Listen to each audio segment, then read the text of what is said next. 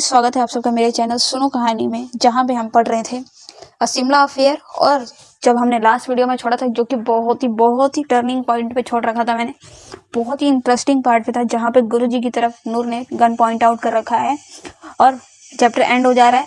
तो आप देखेंगे कि आगे क्या होने वाला है। बट शुरू करने के पहले मैं आप सबको बोलना चाहूंगी कि अगर चैनल को सब्सक्राइब नहीं किया है तो प्लीज सब्सक्राइब कर लें एंड लाइक बटन भी दबा देना। इतना बोलना पड़ता है, बट मैं कंप्लेन नहीं करी, मुझे अच्छा लगता है क्योंकि बुक रीड करना मेरे को बहुत अच्छा लगता है। मेरा पूरा दिन बस बुक रीड्स करने में ही जाता है। So I am not complaining, but थोड़ा सा सपोर्ट मिल जाएगा तो उससे कुछ बुरा नहीं हो जाएगा। तो प्लीज़ सपोर्ट करें आप लोग, प्लीज़ मेरे चैनल को सब्सक्राइब करें और लाइक करें और कमेंट भी कर सकते हैं अपनी कोई भी फेवरेट बुक। तो नेक्स्ट वीडियो उस पर हो, मैं पूरी कोशिश करूँगी अपनी। तो चलिए आप शुरू करते हैं। Help us, Begum Jan, and you shall have what you want, same as us.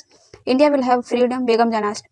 If we play it right, you know the situation and how we must learn how to use it. Use it then, baby, but you know you cannot back out. You cannot go forward, both retreat and forging ahead are equally impossible, and your own heart, unsettled as it is, will not let you run away and grant you the solace of escape. There is only one thing you can do: raise the stakes wisely. The vices alone is not sufficient. Take the other important men and use them as collateral. The path you need trade is treacherous, and the consequences of your action will not be easy. Cast aside, baby, remember that the world is a tapestry woven with threads of both light and shadow. Let your indomo- indomitable spirits shape a story that will echo through eternity. Ratan Babu arrived immediately after and tried to restrain Guruji, who struggled with all his might. Guruji had laughed at first when he saw my gun pointed at him, and then groaned, almost lunging at me with the force of his weight. But Ratan Babu pulled him back. Guruji was passionate, that much one could say about him. Ratan Babu managed to hold him against the wall, securing him in position while Noor tied and gagged him. I focused on gripping my gun and holding it up to the vices. My finger lay coolly on the trigger, and I looked into the vice's eyes, much which were full of fear and confusion. My hands and head stopped shaking, and I brought my face closer to his, letting the cool tip of the gun pierce his face. He seemed to fall back and shrink, and for a moment he was pitiful, a duty-bound old man on the wrong side of history. Once both were tied up, we turned towards each other. I quickly explained the situation with Charles, how he had been left to Afrin again. On thinking of him, the walls seemed to close around me. We must start then. No more time to waste, said Ratan Babu. I managed to slip out and jam the door for the bunkers just in time. But Wagner saw me. He is thumping against it now. Can you hear it? I don't know how long it will hold. Indeed, noises echoed through the bunker's entrance, the sound of people's voices and Wagner beating on the floor. It was already starting to get out of control. Upstairs, Lady Sinclair was locked in with a maid, and Afrin had been left to hide an unconscious child. We had managed to get the vices and Guruji, but had looked the others who had gone to the bunkers to smoke opium, Wagner, Lord Grant, and Gaunt, Lord Bigus. We decided to take the vices and Guruji first and then return for the rest later. Noor quickly retrieved more guns and passed them to me and Ratan Babu.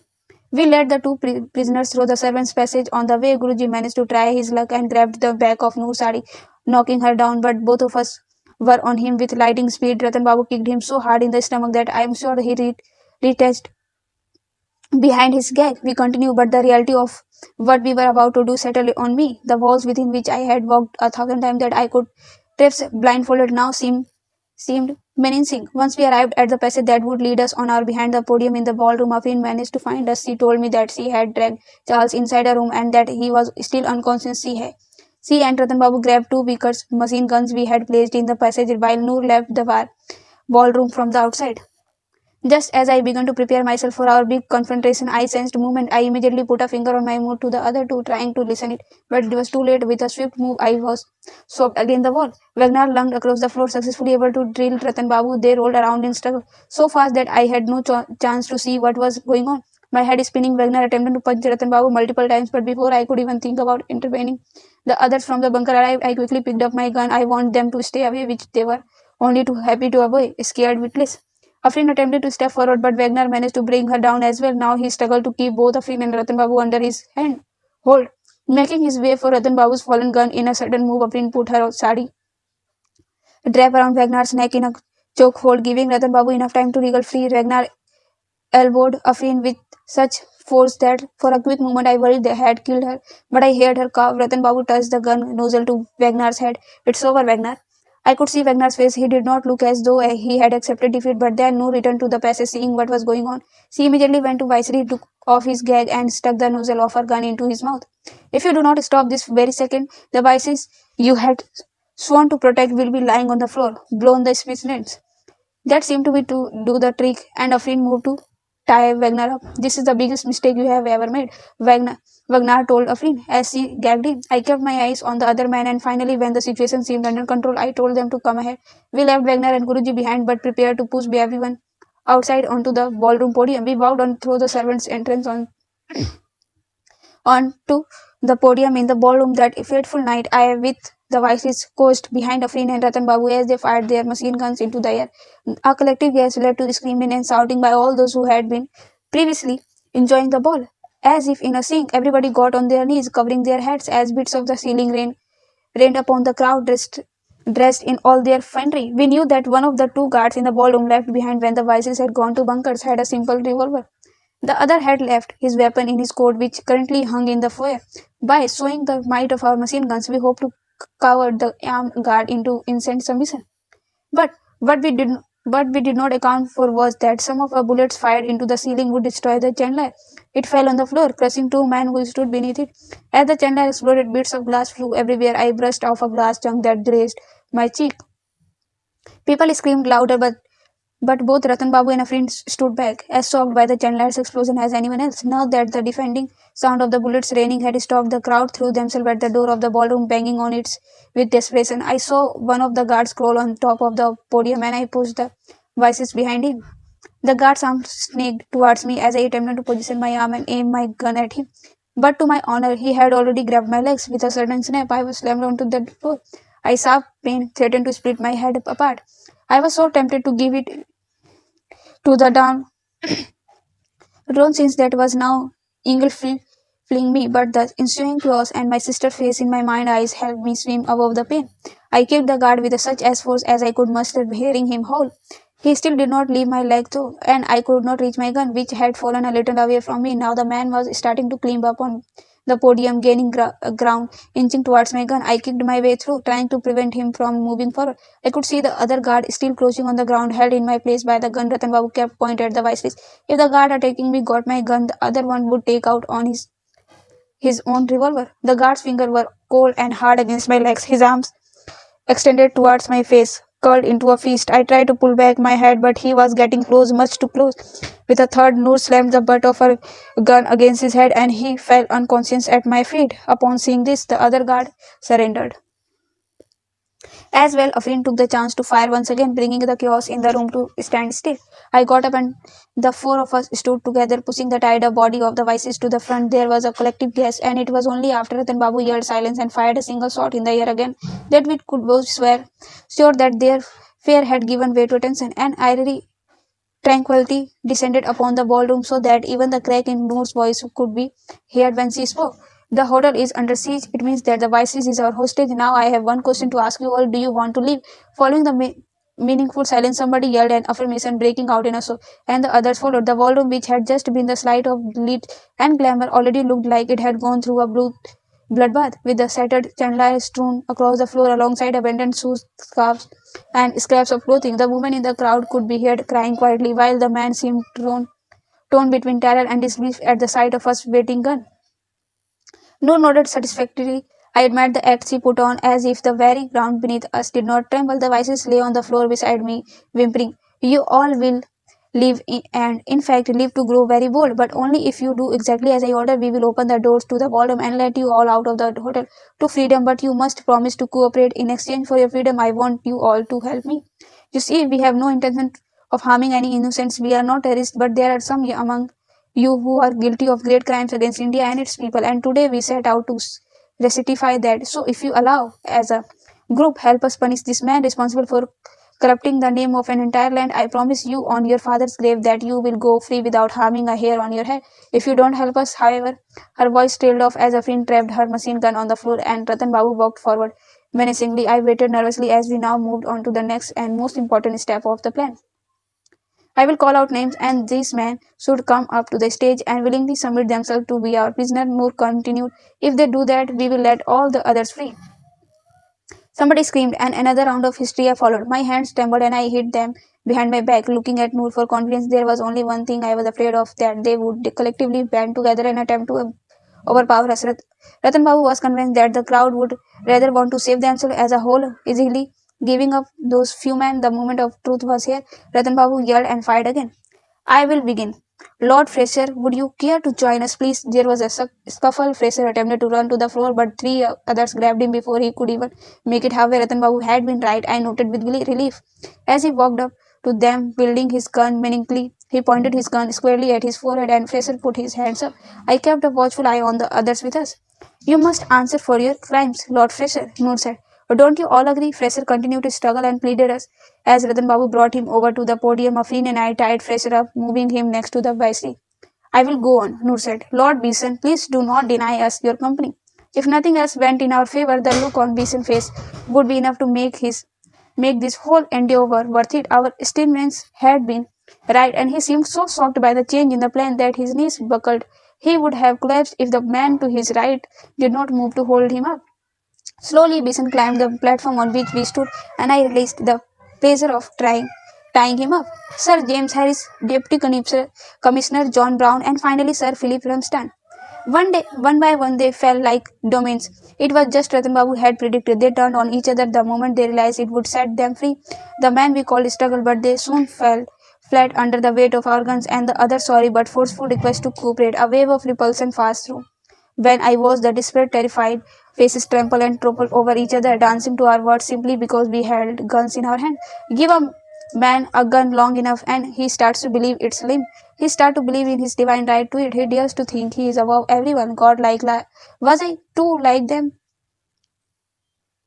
Then I swelled my repulsion. I caught the eye of Eliza May in the crowd, who was staring at me in fascination and horror, and I tried to look at myself from her eyes. Was I still a human to her? The servants remained crouched in a corner just as Khusali had instructed them. 2. Now run to your commander and tell him the Viceroy's life hang on precipice, and so does Britain's reputation. If Rippon wants this man to live, then he must come and negotiate and tell us what their life is worth, and make sure to tell the guards outside one step inside the hotel grounds and this man right here are dead. I left the ballroom through the passage, unbolting the door from outside. They felt like a sheep, tripping over each other, stumbling and crawling out of the foyer, led by Ratan. Afreen remarking that Lady Sinclair and the maid were still locked in our bedroom, left to get them. The hotel must be free of any other guests. The message that our siege was against the actor of British Empire and not Britain's people must be clear. The crowd ran through the gardens towards freedom. The remains of the summer jubilee ball lay at our feet, next to the most important man of a British Empire in India. Finally, we heard the front doors close. The hotel is not the fortress that you think it is. At some point, the commander-in-chief will get desperate and he will try to get in. He will sacrifice the men that need to be sacrificed. You have to be willing to take drastic action, baby. You need explosive at every vulnerable point. You must let yourself destroy and kill not just the other but also yourself. You can't give up your ace of cards right at the beginning. No, the pawns must be at the start, and they must die for the king if the chance comes. And when they die, so will a part of you. Remember that. Time was running out. Lord Ripon could be at our door at any moment now. His soldiers behind him, Afnin and I, along with Kusaliji and the servants, began bearing the hotel. The front entrance would be well guarded, but we tapped up a small TNT package, a small gift from Begum Jan. If the doors were forced open, that would set off the bombs. Finally, what remained was servants' entrance through which they would leave before we blocked the passage too. Gently but hurriedly, we ushered them out one by one, wishing them well, promising to bring the British down. Kusaliji, leave, I said, mustering my strict voice. No, Sahib, I said. I had told you before and I am saying it again. I will stay here. No, we cannot allow that. You are putting yourself in a grave danger. You crazy old man, Afrin burst out. Leave now. He stood as immobile as before. Khusaliji, Afrin yelled again. I am warning you. Leave this instant. I have worked for your father ever since he was your age. He took care of me. Now it's my time to stand in his fight. Be it on your head, Afrin said, and we bared the servant's entrance, carefully leaning it up with explosives. We hurried back to the ballroom and saw that Ratan Babu had ordered the hostage to spread out against the floor. Guruji was given a special spot in the corner where he and Wagner had been tied to chairs for being especially difficult. The gag covered most of Wagner's face, and I was glad for it. It made him look less menacing. Ratan Babu looked at us and then went to take out Guruji's gag. Guruji spat on Ratan Babu's face, looking at him and then at all of us with murderous eyes. Traitors, all of you traitors. Who do you think you are? You know, who do you think you are? You know nothing. Everything you learned from me, and now you dare to treat me like this, betraying Hindustan. Traitors.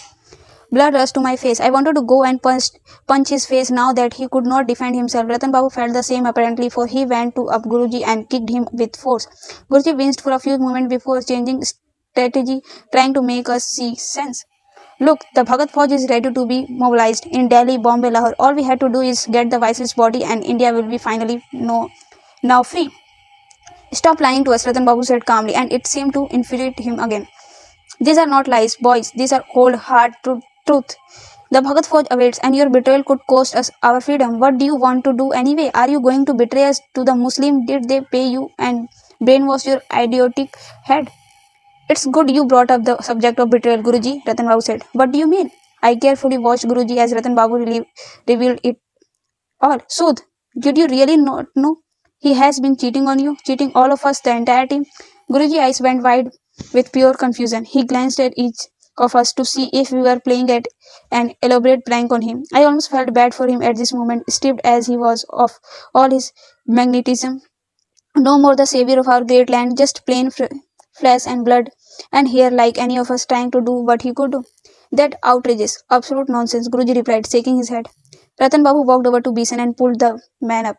Sudh has been betraying you and all of us to this man. He knew everything about the Shimla Circle plans, everything about today, about the Bhagat Fauj. You think he is waiting for you outside? No, Guruji. Sudh is long gone and safely hidden, waiting to be honored and awarded by the British. That makes no sense, Guruji said. Why would the British plan their own downfall? You are mistaken, sir. Ratan Babu dragged Bisan over in front of Guruji, and the look on Bisan's eyes confirmed it all. There was a piercing silence, and Ratan Babu took over Kamna, pushed Bisan onto the floor and walked away. Noor stepped in. Sudh was Bisan's man. Bisan had dreams of destabilizing the vices just as the Bhagat Fauj is ready. So is the Raj's army, Guruji. The fight you had set up could never be won. There could be no revolution at all because Bisan planned to allow the viceroy's death, let the situation get slightly out of hand before calling upon order and taking the throne for himself by preventing a mutiny-like situation. In return, would be rewarded perhaps even more handsomely than whatever he envisioned. With you, your revelation was doomed from the beginning. We pity you, but only within limits, for you are not with your faults here, are you? Saliji, Noor ordered. He walked to Guruji and sat on the ground to be on the same eye level from within his pockets. He'd withdraw the photograph of Guruji and our father. Now a bit crumbled. Kusaliji held the photograph in front of Guruji's face, refusing to move it or say anything. Look at it, Noor yelled in anxious. Look at your friend. Guruji had nothing to answer, so Afrin went for. But he was not your friend. What do you think, Kusaliji? When I saw him all those weeks ago, I could not recognize him, but when you showed me the photograph, I knew he was not Guruji. Back then, he went by Vidyasagar, following Mistry Sahib around, gaining his trust. But your father threw this boy out of his life. He too had the same photograph, and he asked me to burn it.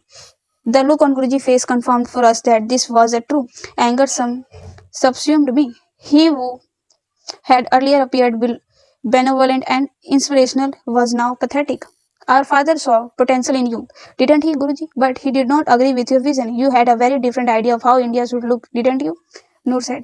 A friend continued. Sud went to you with the idea of starting riots between the Hindu-Muslim, which unknown to you was coming from Bison, but you saw your chance. You took Su's idea and made it bigger. You saw this as an opportunity for Hindu triumph. I stepped towards him, a kind of hatred that I didn't know I could feel emerging from within me.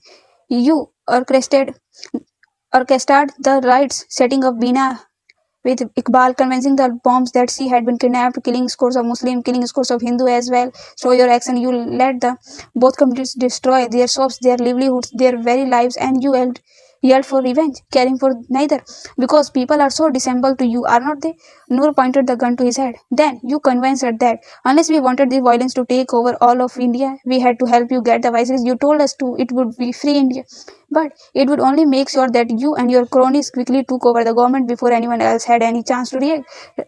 Ratan Babu chimed in, but there is one place where Sood messed up. Instead of making Bina disappear, he got her a job at Lady Sinclair House. Sood was aware of the vice's relation with the lady and he planned to use Bina as a spy. He either did not trust Bisan entirely or wanted his fingers in all the pies. Sood made the girl spy on the vices whenever the Vices come to Lady Sinclair, Veena would tell Sud all that she overheard. Sud wanted to know that the Vices said about Bisa and he wanted to judge the intentions of the both men.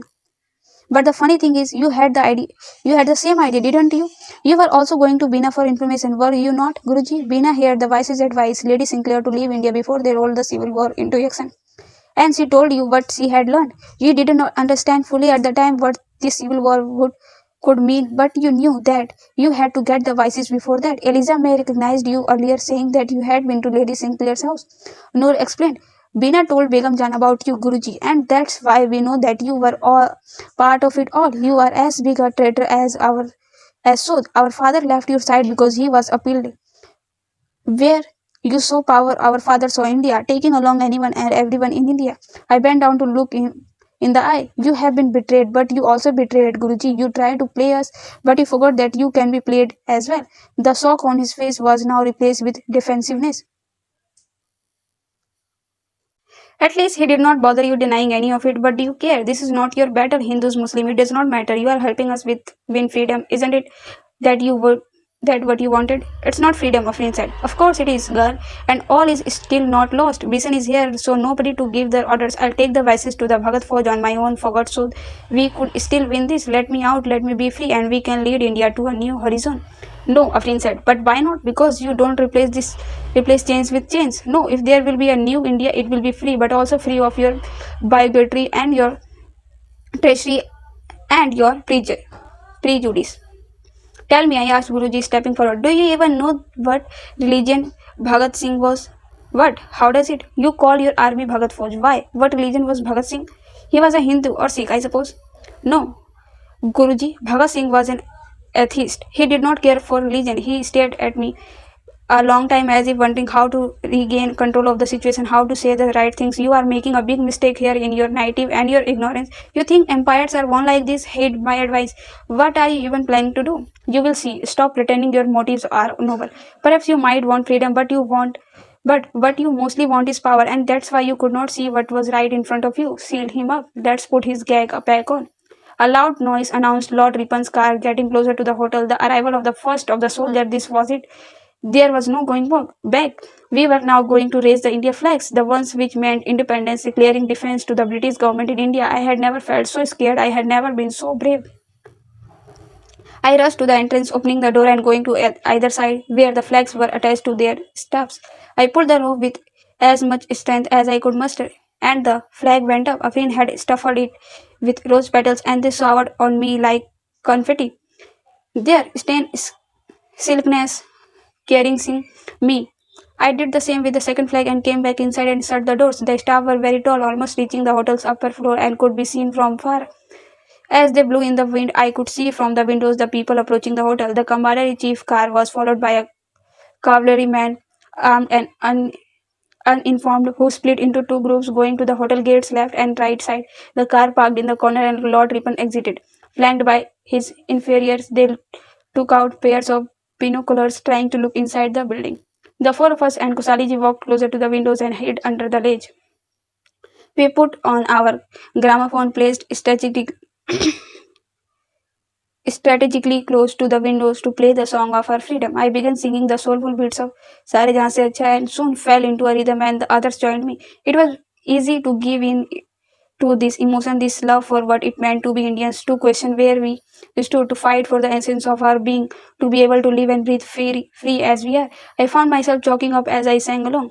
All fear left me when I looked at my family. All that mattered and was important in the world was what we were doing right now. All that was beautiful was what we had set out to do, to stand up for what we believed in. The army outside saw the raised flag, the sealed gates, and as the song ended, Ratan Babu yelled out, Hindustan hamara hai. We cheered and next to him he yelled, Hindustan. We finished the rest. This went on until we were sure that the Indians amongst the soldiers out there knew that there should be no confusion. This was a war, and that shot had already been fired. We waited with a bated breath for their reaction, backing away from the windows, just in case a moment passed, and then a few minutes. Although the hostages were all tied up and gagged, we could sense their impatience. I looked around the flickering lamps, the high ceiling, our home of so many years that we had now waggled away. I drew my hand in a fist, and we heard the incipient sound of a horn speaker being radiant to make announcements. Put down your arms, announced a blaring voice. Put down your arms. You have been warned to put down your arms. Walk out with your hands above your head. The voices must be released immediately. This is our one and only warning. This is the first and last chance you are being offered to be arrested and provided the same rights as other political prisoners, following which we will release a suit on side order for kidnapping of the vices and the other British officials firing at the police and creating terror. I repeat, this is our one and only warning for you to declare yourself and retain the same rights as any other political prisoner. Following which a suit on side order will be issued, put down your arms and walk out with your arms above your hand. In response, we sang Sare Jahan Se Acha Hai. We heard Lord Ripon's command for his soldiers to get into position. Ratan Babu signaled for us to get down. I crawled towards a huge sofa and moved the table from a small shelter. Ratan Babu, Noor, and Kusaliji hid behind the podium, and a friend crawled beside me. We held each other tightly by the hand and closed our eyes. In my mind, we played and danced together in the garden in front of our eyes. We jumped and danced in front. Freedom, wearing little cloaks in our hair blowing in the wind. The looming figure of our father was in the background. I shut my eyes even tighter. There was a loud bang. Bullets rained up upon us. It was as if hell itself had broken down and come to consume us all. The noise of all the firing was deafening even when I had my hands pressed against my ear. The glass of the window shattered as the bullets ricocheted off in my every direction, devastating our building that had stood for years. All the hostages were on the floor as well, terrified out of their minds. I wanted to yell at them, see, your life is not greater than theirs. Anger at our defense. Do you see? Suddenly the firing stopped, and aside from the hostage whimpers and the glass that is still cracked and floorboards that cracked, there was a deathly silence. I sought to rise when I heard Ratan Babu shout, nobody move yet. Don't get up. They may shoot again. We remained on the floor for some more time, absolutely still. We need to shoot as well, now Afrin said. Ratan Babu nodded, giving other the signal. And then, on account, we fired shots in the direction of Ripon and his men. We were fast and relentless, and I could hear orders to get down being yelled. After a minute, we stopped. It was just a warning to show them that their show of bullets would not stop us. Nothing in the world would. Noor quickly united the voices, and we made him walk to the window, his hands in the air. Still gagged, he walked, shaking, almost stumbling and collapsing on the way. I had to pull him up. His eyes were hollow and his face haggard. I might have felt bad for him. His hair was almost completely grey, his face besieged by wrinkles. I thought of him and his life. He must have studied hard to get to this post, made some difficult decision along the way, given up living in his home country. He sought to take out his gag, but I thrust my gun a little harder into his side. He stood at the window silently for more than a minute, looking the very picture of despair. Ratan Babu moved to stand next to the vices and pointed his machine gun at him. A silence followed, and we waited for their next move. Lord Ripon gave the order to stand down, and we pulled the viceroy back to his former position. It was our time to speak, and Noor took our mega. Lord Commander Ripon, I beg you to listen me now. We hold the vices and several British hostages in this building. Let me tell you before you attempt other foot futile shootings, you will not be able to penetrate this. We have explosive in place you cannot even imagine, and we are happy to trigger them. You enter this building or attempt to get any of your men in, and we will blast the vice's head off. This is not an empty warning. The vices is in our hands now, and the news will likely be going back to the crown very soon. The only way to get the vices out of here alive is to fulfill our demands. We are happy to state them when you are ready to hear us. There was no answer from the Lord Commander, and Noor waited. A few more moments passed in silence as I started to walk around and survey the room. I turned several times past the hostage, the gun in my hands. I noticed Lord Big is shaking in the corner, and I bent down to look him in the eye. There is no need to be so afraid, Lord Biggest, I said, and he backed away from me as far as he could and looked at me in anger and disgust. He His look hurt me at first, but then I realized I didn't care. Nothing will happen to you, I said, getting up just as he made a threatening face at me, perhaps thinking that as a woman I would cower. As if he could harm a hair on my head, a booming voice rang out from outside. State your demands. I looked at Noor to begin, and she smiled before she started speaking. Lord Commander Ripon, this message is for you, the Crown and the highest sovereign currently in the British government. His Excellency, the Viceroy is our hostage here at the Royal Hotel Shimla. Along with 8 other British men, let me tell you their names as we are not engineers of genocide nor terrorists. The people we threat are not a faceless mass to us. They are living, breathing human beings with a life and family and people who love them, as were the hundreds of thousands slain under the British rule in India. The hostage with us are Lord Fraser, the Governor of Punjab, the Baron of Cheshire, Lord James Harris, naval captains Sir Philip Ramsden, Lord Richard Gaunt, Lord John Biggs, the Deputy Commissioner Mr. John Brown, the Viceroy's guard Wagner, and this may come as a bit of a blow your aid, Lord Bison. We could see the troops positioned outside the hotel and the commander-in-chief standing at the center of it all under the cover of darkness. It was hard to tell how they perceived this attack, what their next action would be, and how the night would unfold. We had only 3 allies, trust in the gamble we had made. Wits we would have a way about ourselves to pull it off, and luck that would come and go as it pleased. Lord Commander Ripon, this is our first demand. First, 5 years ago, a man was murdered when the SS Napier, a ship sailing from Bombay to Karachi, sank. He had been leading the revolutionary movement in Bombay, and for that he was ultimately murdered in cold blood. That man was our father, Jamshedji Misri, but his daughters, never knew the truth about how he died. He was murdered. We want an admission from the British administration that his death was an accident that had been orchestrated by the British government. This is revenge. Now a friend came forward, and when she spoke, her voice boomed, powerful across the hotel grounds. Lord Commander Ripon, it's very nice of you to ask us what we want. After centuries, it's time we were heard. So, this is our second demand with mutual discussion with the viceroys and whoever else you may need to consult. Of course, a statement must be released on the radio. A statement declaring that India will be granted full independence, all British ruling and governments will leave India within 12 months. 12 months. India soldiers serving in their war will be given the option to return. The handover of power must begin immediately. Lord Commander Ripon, we are not fools. We know that a 100-year-old injury won't go away so easily. We merely wish to rip off the bandage, set the wheels in motion, and begin the process of healing and recovery. The rest will happen on its own. This is justice. It's my turn. And I felt the energy that surrounded us. I was ready to step forward and make the myth that we tried to create bigger. I clutched the megaphone, closed my eyes to take a breath, and began speaking. Our third and final demand, Lord Commander, and you must listen carefully, for it is the most important one. The viceroys must issue a public apology to all of India, to all of Britain's subject, to all they rule over, for all the countless who have died in the famines and the droughts, the brutalities, the wars, to all those who died in Jallianwala Bagh that day without apology. There will be no freedom for him, no matter what. The apology must be heartfelt, and so requires a certain degree of introspection. Fortunately, the viceroys will have enough time to reflect while you arrange the other two things, and this, Lord Commander, is integrity. When we finished, we were a vision. There was a deadly silence even from the outside. The three of us turned around to face our doing. All the hostage, the vices in the center, were on the floor, their faces reflecting shock. We stood around them, looking every bit of the terror we threatened to project. More minutes passed by in silence, and what seemed like an endless wait began. A wait towards to a win or lose. There were only two ways to go about it really. Either way, find a way to break in, detain, and hang us to death, or the night would go according how we imagined it.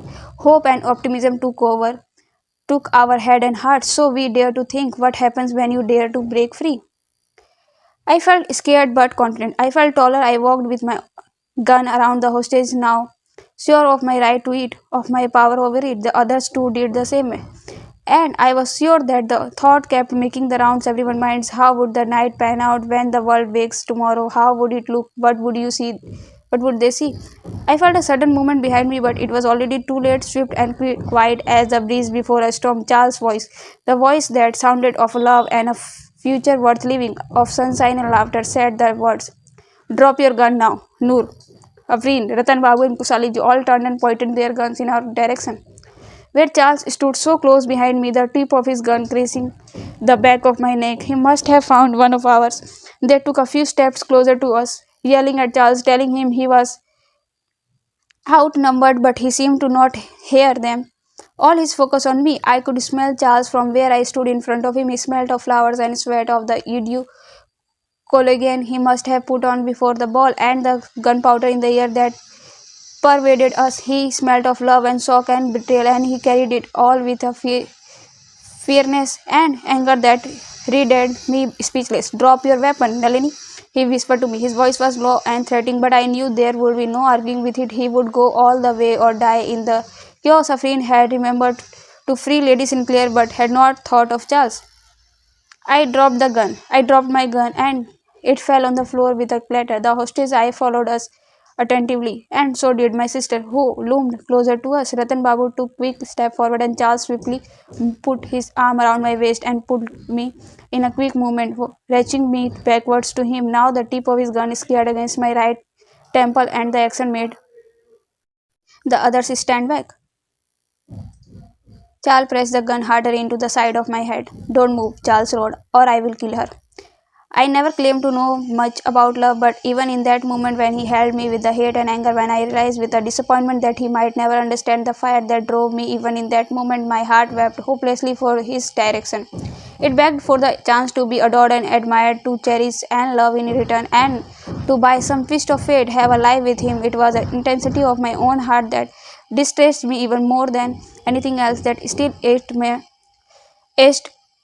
for and believed in him. The others stopped, frozen where they stood. Let her go, Mr. Naylor, Noor called out, and her voice beckoned me away from him towards family and loyalty and the roots from which I had emerged. We are four and you are one your own. Let her go, and we promise nothing will happen to you or others. He laughed, and his chest reverberated with the sound of his laughter, but it was not because he found what she said to him to be funny or ridiculous. It was the laughter of pain, the pain you embrace when you start to believe that there is nothing else you have to lose. You misunderstood me grievously. If you think I am worried about my own life here, and I understand you perfectly when I think that you would not let anything happen to Nalini. I know you are four and I am one, but if I die, so we'll see. Drop your weapons or she dies. Did I really believe in that moment that he meant every word he said, that he really would kill me? Charles was no more a traitor than I. He would never desert this position, even if it meant giving up what his heart desired, even if it tore his heart apart to do so, and my pathetic title, Little Self, loved him all the more of it. Noor put her hands up in the air and then slowly went forward and downwards, dropping her own gun. She looked at the others meaningfully, asking them to follow suit. I retreated under Charles' grip, not wanting to be the cause of our downfall, of our cursed, failed operation. Charles was brave and instant, not just because he wanted to do his duty, which I knew he wanted to justify with all his soul, but also because he was angry. Kusaliji dropped his gun, and then so did Ratan Babu, slowly placing his machine gun down with the highest of care. Afreen still clutched hers, and I knew she did not heed Charles' warning. She did not believe it when he thrust the nozzle at my head. She did not believe his motivation, which, unbeknownst to her, was as much driven by love as betrayal. He had taken our attack on the Vices and the others as an affront to his abilities, and he would die defending it. But Afreen did not see it despite her reservation about him. She believed that he loved me more than he cared to defend his country, or at least loved me enough to avoid risking most of us dying in rage and gunfire. Afreen, put down your gun, Noor ordered, her voice betraying panic. Charles now pointed his gun at Afreen. Listen to your sister, Afreen. The moment terrified me more than anything else so far. A running temper is the most dangerous thing in a game of patience and strategy. No. Do you know why we are here, Mr. Naylor? Why we are doing this? Give up your arms, Miss Mystery, or I promise you will live to regret the day you ever thought. You all all you people, you are just the same. All you care about is yourself. Afreen put the gun down. Charles gripped me harder before pushing me aside on the floor and moving towards Afreen with an intensity that made me shiver. He was 2 steps away from her, holding his gun with both his hands, aiming above her. My fallen gun now lay forgotten behind Charles, and I silently crawled towards it, but the cold heart still felt useless. I could not shoot Charles as much as he would like to believe me capable of it, and he would clearly not be threatened by it. There was only one option, the last resort I had left. Getting up, I stood between Charles and Afreen so that his gun again touched me. Shielding Afreen, I looked into Charles' eyes so full of rage and anger, deep oceans of blue bubbling with broken faith. I moved forward towards him, and the world disappeared until it was only me and him. His eyebrows furrowed, and he now pointed the gun at the center of my forehead. You think I won't shoot you? Didn't I tell you? I thought you understand me. Really, I thought you did that I will always do the right thing, he asked me with loathing. Eons or perhaps all of history passed in those seconds. That first day he had come into this very hotel and smiled at me, and tourist of his smile touched a part of me that I didn't even know existed. It's funny how life makes a stranger of lovers, pain out of affection, and ultimately a broken soul out of one that dared to trust. So much had happened and so little too. Nalani, I am warning you. I leaned forward and whispered, Charles, I am going to have your child. If I had ripped the floor out from beneath him, perhaps he would have been less taken aback. His eyes became big and wide, full of shock and question. His grip fell limp, and the expression on his face could only be described as a plea.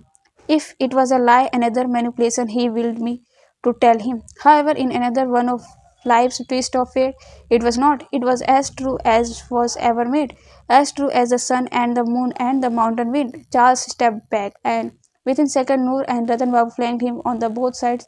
Khusaliji at the back, Aflin stood beside him, and it was clear now that Charles had lost. He let his gun fall to the ground, his eyes seeking the truth in mine. Is it still true? He asked me quietly. Is it still true now that I don't have a gun over you anymore? Is it still true now that you have a gun over me again? I noted, tears streaming from my eyes, and I did not stop nodding. He let himself to be tied up again, to be added to our collection of hostage, not resisting, not moving, not speaking. His eyes tough, asked me again and again if what I said was true, and I had to break his heart every time and say yes. When I was a little girl growing up under the aegis of two sisters, and I tried to find ways to get away from the watchful eye of our governance onto the big street of Bombay where people were always moving. So much went on in the world that I knew nothing about, and I imagined my adult life to be somewhere out there. Always assumed that what I had back then was just a play substitute of what was really waiting for me, a house, a husband, adorable children, a world of my own, and in the midst of it all, me, a woman with love, a woman in charge of her own life, driven by purpose and desire, envied and admired. I had to chuckle a little bit of at what fate had in store for me instead, expecting a child out of wedlock, its father threatening to kill me. I looked at Charles, who, tied up again, now stared at me with a helpless and desperation in his eyes, hollow with full at the same time. I said a silent prayer for him. He had been nothing but true in his entire affair. I hoped God would spare him more agony, even if it meant Charles would think the worst of me. Before my sister had the chance to ask me what I had whispered to make him change his mind, we heard another announcement on the horn asking us to surrender. More noises outside in the darkness indicated that Lord Ripon's men us had us surrounded entirely, setting up their automatic guns. I wondered if at some point they would be able to get their tanks up the dirt road leading to the hotel. The lamps flickered in the darkness, and the display of their strength began to intimidate me. Charles sat motionless in a corner, not even gagged, staring at some point in space. Lord Ripon would like to send a message, rang out a noise from the loudspeaker. We positioned ourselves around the windows as a man approached us, his hands in the air in the surrender. He dropped a small envelope on the steps leading up to the entrance of the hotel. We watched him leave before Ratan Babu fetched the note. Keep your positions, Ratan Babu said, reading the note out loud. This is a district one-time offer that we will deny having made if you attempt to expose it. Let all the hostages starting with the viceroys. Go in the next half an hour. In exchange, we offer you an unlimited amount of money. Give us the number and you shall have it. We will also grant you all your father's previous asset and holdings, his business as well as Royal Hotel Simla. If all the hostages are returned safely within the next 30 minutes, each of you will have all this. Accept the offer. There never was a better offer for terrorists in all of history, and there never will be another like this. I had to laugh along with the others once Ratan Babu finished reading it. It was a ridiculous and pitiful their offer at what they thought we saw. We always knew money was not the most important thing in the world, but at this point it was a useless, as if they had offered an unlimited amount of rocks. Ratan Babu ripped the note and Charles' voice rang out from the darkness. Take the offer. We looked over at him surprised. Take the offer and run as fast as you can, as far away as possible. They mean this offer as long as it helps them get the hostages out in time. Afterwards, they will try to chase you, but at least you get this sword. From here on, it will be all downhill. What was he playing at now? What did he think of us after all? Ratan Babu went up to Charles and tore the paper up, scattering the teeny little piece in front of him. Charles looked back at him, unflinching. While the others prepared a reply to send back to Ripon, I led Charles out of the room for a talk, pointing my gun at him as I did so, in case he wished to take me by surprise again. Once we were on our own, Charles took a step closer to me, despite the gun that I had held definitely between us. His eyes were empty and hungry, and, for the most part, inscrutable. He was as much a mystery as he was familiar, as far away from me in life and spirit as he was physically close. Do you still promise that what you said is true? He asked me. I wanted to shake him, pull him close to me, put his hands on me. Perhaps then he would understand. It's true, Charles. How can you ask us to take the money? You still don't get why I am standing here, willing to die, willing to kill. Imagine for one small mad moment here. Imagine what we find some way in this world to be together. Imagine that our child is born. What kind of world would you want him to be inhabited? One is which he is free to live out his future, or one which his father people mistreat and subjugate those of his mother. Tell me, Charles, what kind of a world? Ask yourself, what kind of world? He stared at me with a pain and love. They were not easy questions, and most of it was not his fault. He was only trying to be honest and dutiful, right and fair. You are up against the might of an entire empire, he pleaded. You cannot win this fight. His words made me anxious, but I could not let that shake me. They say that about every fight until it is won. A loud bang shook the hotel. I heard my sisters call my name, and I quickly led Charles back inside. The floor cracked, floorboards ripped out from the sides, and the ceiling rained down on us. Get to your position, Noor yelled. In that moment, I looked outside at the window. Three of Rippon's men had tried to break through a window at the side of the building. Now they lay whimpering on the ground, blown away from the bomb that had successfully exploded. We warned you not to force your way in, Noor said over the megaphone. At her voice, Rippon ordered a round of firing, making us all retreat. The torrent of bullets did not terrify me as much as it had before, and the me made sad. One could get used to violence as easily as anything else. Rippon was no longer acting rationally, and anger could make the most sensible of men do the stupid thing. The firing finally stopped, and Ratan Babu insisted that we may match their action with ours. It would be a really pity if, after all this, one of us died in a mindless show of anger. No, if we were going to go down, it would as heroes, one by one. Ratan Babu brought each of our hostages, except Charles, and tied them to the windows, letting them see out of the fortress that had become the hotel. Shoot now, Ratan Babu said into the speaker, and you will shoot upon them. I will not deny it was a barbaric. We had left them tied to the windows like animals. As an example, a warning, left them to live, left them to die.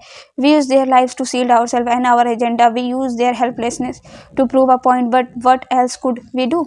Hours began to slip by. A silence fell so much that at one point we could hear the cricket outside. The apparent calm was confronting and disputive. What were they doing? What was their next move? What would they bend or attack? For the moment, the inside of hotel felt like a century, but eventually its borders would be branched. Either we would kill or we would die, but there would certainly be a breaking point. The walls around us seemed flare. By the minute, they were the only things standing between us, the weapons desperate to blow us up. When I down broke, I went up to the highest floor and looked out the window. In excitement, I ran right back down to tell the others. A crowd had begun to gather on the road leading up to the hotel. The people had come out, and word seemed to have spread. Shimla wanted to know what was going on. The moment of reckoning was here. Pressure was mounting. The only thing that stopped Ripon from storming the hotel was the viceroy. As long as he lived, we lived. With the first light was another announcement of speaker. Lord Ripon would like a face-to-face meeting. Chapter 24. Think of the situation as that of a pressure cooker. With more time, with more heat, the pressure will increase to an exploding point. In a way, the negotiation should not be very different from trying to get the best bargain at the market. You will start the feeling out at the other party, surveying them. Here you will find out the most crucial details: who wants it more, who has more at stake, who will be willing to give up more, who can be pushed more. Don't reveal your desperation. Know that this, just like with any good bargain, is ultimately not about the price, it's about the ego. You want them to agree to you not because of what is at stake, but also because you have come too far to back out now. You identify this point, and just as in life, you don't make it about yourself.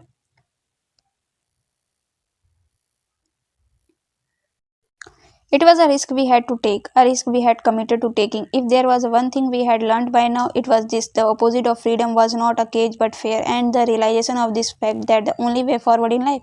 After discussion, we finally agreed that the only three of us would go outside for the meeting, two would be too few, and one more than three would meant that only one of us remained inside to take care of hostages. Noor would go for the talking, Afrin because she was the best shot in a quick situation, and Ratan Babu because he would fare the best in physical combat. Khusali ji and I would stay inside and defend our position. It seemed as though we were at the threshold for all that ever was and all that could be, and every single action would spell out the rest of our life. I walked around to where our hostages sat huddled, leaning against the wall, some of their eyes closed, some of still in shock. I stood next to Charles, the only one without a cloth around his mouth, the only one allowed to speak, had nothing to say. Noor came to close me, where I stood next to him. She held me by my shoulders tightly, and we discussed our signals were for when we should shoot and give them cover, for when we should throw grants of distraction, and in the last absolute worst case scenario which I refuse to expect, when we should grab the vice and make a run for it. Charles interrupts us. Ripan is playing you. Noor glared at him. How? He shook his head. I don't know what he is planning, but I would be careful. You should not be going out. He would not dare try anything. We have the Viceroys, we have all the others, we even have you. Charles stared at her so intensely, his deep blue eyes almost turned dark. I wished in that moment that I could deep into his mind and read his myriad thoughts. He worked in the Viceroy's office. He knew how these things worked. Perhaps he was even more aware of the protocol of what would happen in case of such a situation. But regardless of what had passed between us, I could not trust him fully. But if he was trying to mislead us, trust might be the first rule of love, but it was the last one of politics. I turned away from him towards my sister, her consistency, her protection, her doubtless intentions. The two parties would be seated opposite each other, eight 8 feet apart on chairs, not table between them. There would be one guard with Ripan, Lord Ripan. Noor and Afrin relieved each other's sari drapes, and Ratan Babu retied his turban. They prepared themselves to go, pulling the viceroys with them and making him stand at the window next to me. When we were little girls, Khusaliji always told us whenever we went out in the big tree street on our own, and when we defied our noisy aunts by playing with the neighborhood boys, that we were brainless but brave. He didn't realize back then that these two always came together, but at least now he got to see it in action. Let me be at the window, Charles spoke out at the close of look. Let me see what's happening. Before any of us could say anything, Noor answered, No, Mr. Naylor, it gives me no grief to admit that I don't trust you in the slightest, irrespective of your feeling for my sister. I see no reason why you keep an eye on us could in any way be good for us. I loved Noor and believed in her more than anything in the world. I held dear all the moments she had loved and protected me, did whatever it was in her power to do the best by me, my sisters, the two people in the world who would only ever look out for my true interest. But I had something to say for my own instinct, which despite all odds, all evidence choose to believe the contrary. Even though I would not close my eyes in front of Charles, I wanted him to see what was going on. I wanted to see on his face what would happen next. With a final squeeze of my hand, they went to the foyer doors and opened them. Partly untie Mr. Naylor and bring him over at the other window. Khusali, I ordered. He followed without hesitation, and that gave me more confidence. You better behave, I told Charles, and in response, he gave me an unamused look. Next to me, the vice seemed exhausted. His feet were tied together tightly still, and he put all his weight on the window ledge. His shirt was completely ruffled, his dinner jacket strewn across the floor somewhere in the ballroom. Half face was hidden by the gag we had put around his mouth, and the other half dominated by his tired, haunted eyes. I wondered what he was thinking and pulled the gag slightly down from his lips, an accent that seemed to jolt him to life. Are you all right, sir? I asked hesitantly. The voices made an incomprehensible noise and blinked several times. Can we bring you some food or something else? He shook his head absent-mindedly. Noor, Afrin, and Ratan Babu were now seated on three chairs closer to the hotel building. Lord Ripon on a chair closer to the gate. An armed guard stood next to him outside the gates. However, stood every man under Ripon's command, ready to burn and raze us to the ground. I grabbed the viceroys from his arm and made him stand in a full view right in front of me and thrust the gun in the small of his back strongly enough that he winced. Our audience outside would see that he was under gunpoint. I also stood directly behind him, shielding myself from an unexpected bullet that planned to send our way. While still trying to keep an eye out for what would pass, I glanced briefly across at Charles, who was staring unblinkingly at the proceeding from the other window. His legs were tied, but his arms hung free. Some minutes passed, and from our perspective, nothing seemed to be happening. It was obvious they were talking, but from all the way over here, there was no way to find out what they said. My gaze rotated swiftly between the military that covered Lord Ripon from the back, the sports around my sister and Ratan Babu that made them vulnerable, and Charles, whose face reflected not just intense concentrations but a prediction of what he thought would happen next. I kept my gaze on the viceroy steady, knowing that all eyes would be on us. So why do you think Ripon is playing us? I asked Charles. There was a pause. It's too soon. Ripon is not allowed to negotiate a deal such as this on his own, and there is no way he is head back from London already. If he is acting on his own, I am not sure if it means anything positive for you. I held the vices even tighter and tried hard not to panic. Charles could be completely wrong because what did Ripon have going on anyway? One wrong move against my sister, and I would not hesitate to blow out the vice's brain. That much I knew about myself. If my sister would be under any kind of threat, vengeance and anger would easily take the place of humanity in my mind. Then, what is he saying? I asked. Charles did not answer and stared ahead with more intensity. Despite everything, the birds were chirping, the sky was blue, and I could almost smell the pines from my position inside. Less than a day ago, the hotel was dressed up to play host to Shimla society. Now it's lay in shambles, with beasts of concrete, wood and fine furniture blown apart. For years, it had been a site of joviality and hospitality, dancing and merrymaking, but from here on, it will be only remembered for death and destruction. And yet, I hope that it could also be known as the place where the birth of free India took place, where the flags were raised successfully to drive away those who had ruled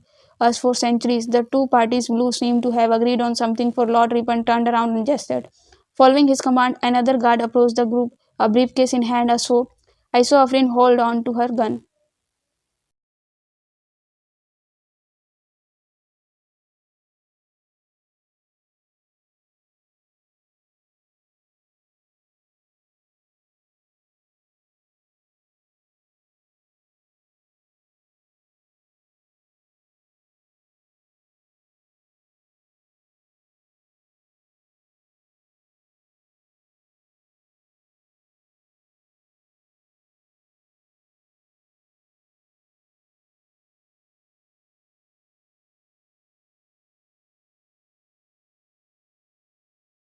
Afrin held on to her gun tightly, and Ratan Babu placed his hand on Noor's shoulders. My heart began to race as I saw this guard approach them. I could not move my eyes away. Upon seeing the guard, Charles began talking to himself. No, no, walk away, don't take the briefcase. The guard arrived with the briefcase, and Lord Ripon took it, handing it over to Noor. She nodded and opened it up, withdrawing papers from inside. Before I could ask Charles what he meant, he turned to me. Stop that now, Lenny. You must go out and stop them from walking away with that briefcase. But what? Take this. He took a file out from his dinner vest and thrust it into my hands. It's the minute of meeting you told me about, the one between Vision and the rest. Go on, Nalini. Hold the file up with both your hands in the air when you go, and tell them a copy has been mailed to London. Do it now. I opened my mouth to ask him more, but he stopped me, grabbing hold my arm. There is no time. Leave your gun behind and put the file up high up in the air so they know you are armed, unarmed, okay? My heart was torn in two parts. It would be absolute madness to leave my gun, my post, my hold on to the viceroys, on the only leverage I had entrusted to me by my sisters. I leave everything in the charge of only Khosali ji and a very hurt, confused, and clever Charles who could turn the situation around in a second. And yet, my heart ached to trust him, no matter which sides we were on. After what I had told him, I did not want to believe that he would do something to directly harm us. He wanted this madness to stop, but he would not mislead me into doing something that would get us shot. I knew there was love behind the stoniness and hurt in his eyes, and I knew that it was real. I may have betrayed him, but I knew he would not do the same to me. I wanted my freedom more than he wanted his government to be right, and so my transgression were more justified than ever. I held on to that thought, said a quick prayer to the Lord, and with my eyes shut tight, nodded. Kusaliji took my place behind the vices, and I sprinted down to the foyer's doors and opened them. Guns were studied and pulled so rapidly and in such synchronization that the collective noise reminded me how file high, how precarious my life was. My arms were immediately in the air, holding the file high in order to stop below on the horn, and I did. Nalini, Noor yelled, "What are you doing? I have something that Lord Ripon might find interesting," I yelled back. And I watched Ripon take a couple of steps towards me before halting. He said something to my sister that I could not hear. I was aware that 100 guns pointed in my direction, that one had bad move one word from the Lord Commander and they could blow me up into so many pieces that even the wind would not be able to scatter them all away. And yet here I was, standing still alive. The knowledge of it kept me going. I raised my arms further so high as I could and took a few small steps toward them, close enough that they would be able to hear me clearly. What a productive meeting you all had, Lord Commander. I tried to keep my voice from trembling,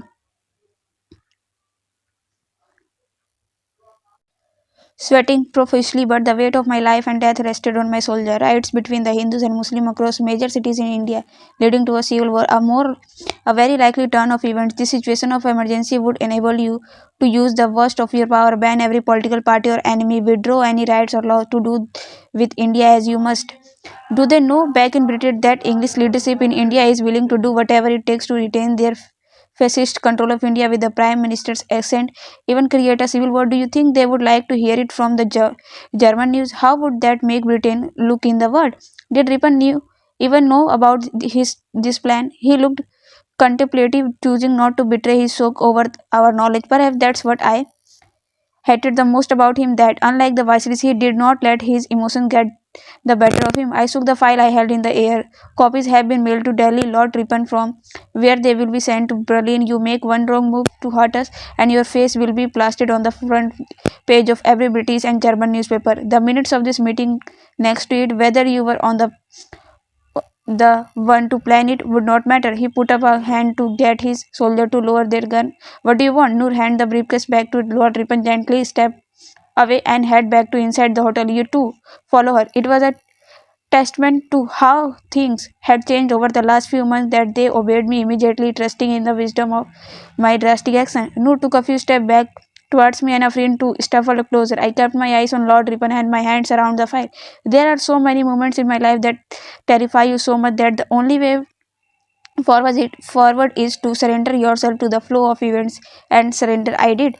Noor and Afreen now stood next to me, and I took a step forward in front of them, still holding the file as if it was an infallible shield against the bullets. Ratan Babu came along. Ratan Babu gazed at Lord Ripon intensely for a second and suddenly did something unimaginably stupid. But I guess when a man has to know, he has to know. In a flash of for a second, he picked up the briefcase and flung it far towards the emptier side of the garden.